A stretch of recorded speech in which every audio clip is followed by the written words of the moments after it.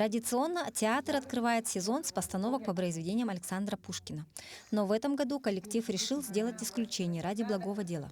Я думаю, то, что в этой ситуации могли оказаться кто угодно, никто не застрахован. Действительно, это как касается таких стихий, как пожары, как наводнения. Поэтому здесь как никогда мы можем показать именно вот эту вот какую-то сплоченность, какое-то вот участие, просто человеческое участие, просто помочь.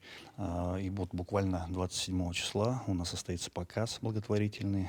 Сборы с показа спектакля пойдут как раз в помощь Верхоянскому улусу. Постановка «Тетки» давно заслужила любовь зрителя. Это один из самых популярных комедийных спектаклей. В нем играют легендарные актрисы республики. А в этом году в составе актеров появились и новые имена.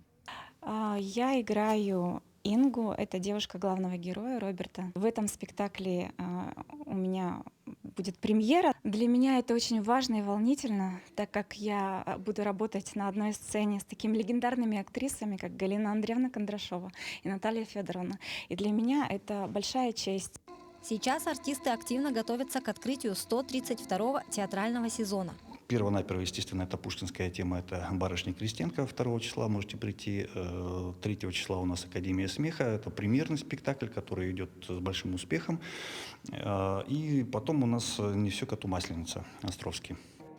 5 сентября театр отправится на гастроли в Нерюнгринский и Алданский районы, где покажет знаменитые «Капитанскую дочку», «Золотой ключик» и «Тетки». Ну а по возвращении коллектив представит вниманию зрителей большую премьеру спектакля «Араб Петра Великого». Это событие приурочено к 350-летию первого российского императора.